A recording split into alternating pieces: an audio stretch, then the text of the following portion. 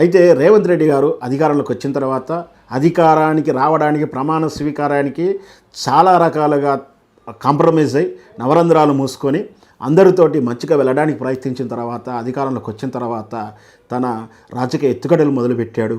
ఎందుకు అంటే ఆల్రెడీ కాంగ్రెస్ వాదులుగా పేరున్నటువంటి వాళ్ళు సీనియర్లు, వీళ్ళు ఈయన కోటరీ కాదు, ఈయన చెప్తే వినరు, తన కోటరీని తను కూర్చోవంటే కూర్చో, నిలబడంటే నిలబడి, సిట్ డౌన్ అనేటువంటి తన వర్గాన్ని తయారు చేసుకోవడానికి సీనియర్లను క్రమేపీ పక్కన పెడతా వస్తున్నాడు.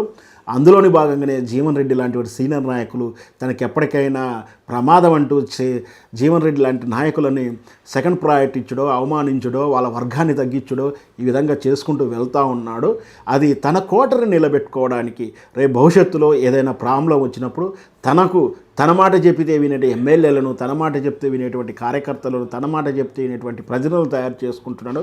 అందులో భాగంగానే ఇప్పుడు ఈ బీఆర్ఎస్ పార్టీ నుంచి కొత్త వాళ్ళని తీసుకోవడం కానీ ఇంకా ఏం చేసినా కూడా సీనియర్లని క్రమేపీ వాళ్ళ ప్రభను తగ్గించే కార్యక్రమంలో భాగంగానే ఇట్లా జీవన్ రెడ్డి వారి మీద, ఇట్లాంటి నాయకుల మీద ఈ రకంగా వ్యవహరిస్తున్నాడని ఒక రాజకీయ విశ్లేషకుడిగా నా అభిప్రాయం. కాంగ్రెస్లో ఒక ఈక్వేషన్ ఉంటుంది. అంటే అందరూ ఇండివిజువల్గా ఉంటారు, బట్ యూనిటీగా ఉన్నట్టుగా కనబడుతూ ఉంటారు. అంటే ఇక్కడ కాంగ్రెస్ పార్టీలో అధికారంలో ఉన్నప్పుడు సుమారు మెజార్టీ ఉంటుంది కదా, ఆ ఉన్నటువంటి 100 మందో 70 మందో, ఇప్పుడు మనకైతే ఒక 70-80 మంది అవసరం ఉంటుంది కదా, వీళ్ళంతా ఒక 5-6 గ్రూపులుగా ఉన్నట్టుగా భావించాల్సి ఉంటుంది. అంటే ఒక కోమరెడ్డి వర్గం, ఒక ఉత్తమ్ కుమార్ రెడ్డి వర్గం, ఒక పొంగులేడి గారి వర్గం, ఇట్లా ఇండివిజువల్గా ఎవరికి వాళ్ళకు ఒక స్టాండర్డ్ ఉంటుంది, వాళ్ళకు టీమ్గా భావిస్తారు. ఇప్పుడే కాదు, గతంలో వైఎస్ రాజశేఖర రెడ్డి గారు ఉన్నప్పుడు కానీ, అంతకుముందు నాయదరమూరి జనార్దన్ గారు, కోట్ల విజయభాస్కర్ గారు, ఎప్పుడు ఉన్న కాంగ్రెస్లో ఈ వర్గపోరు వర్గాలు ఉంటాయి, కలిసి పని చేస్తున్నట్టు ఉంటారు. తర్వాత ఎవరి ఎత్తుగడలు వాళ్ళకు ఉంటాయి. ఇక్కడ కూడా రేవంత్ రెడ్డి గారు పరిపాలనలోకి అంటే ముఖ్యమంత్రిగా రావడం కోసం వీళ్ళంతా కాంప్రమైజ్ పనిచేసిన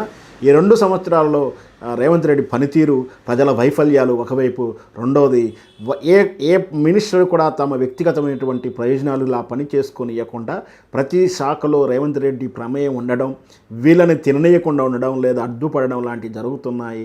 అంటే ఈ మంత్రివర్గంలో ఉన్నటువంటి ఈ కోటరీ లీడర్లే గుసగుస పెడుతున్నారు, మదన పడుతూ ఉన్నారు.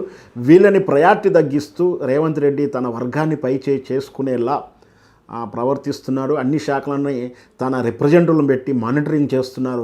అంటే ఉదాహరణకు ఒక శాఖలో ఒక మంత్రి ఉన్నప్పటికీ ఆ మంత్రి ద్వారా ఏ పనులు అవ్వవు, జీవోలు కూడా ఆయన తెలియకుండానే వస్తున్నాయి. ఆ శాఖ రిప్రజెంటేటివ్గా ప్రైవేట్ ఒక పోర్ట్ఫోలియో మినిస్టరు రేవంత్ రెడ్డి సన్నిహితులు వ్యవహరిస్తున్నారు. ఈ విధంగా ఉండేసరికి ఈ మంత్రివర్గంలో అందరూ కూడా విభేదంగానే అభిప్రాయ భేదాలతో ఉన్నారు. ఎప్పుడు పుట్టి మునుగుతుందో, ఎప్పుడు బాంబు పేలుతుందో అన్నట్టుగా చూస్తున్నాం. బహుశా ఇదే తీరు రేవంత్ రెడ్డి మార్చుకోకుండా మాత్రం తన పదవికి ఎసరొచ్చే అవకాశాలు కూడా అతి తొందరలో ఉన్నాయని నా అభిప్రాయం.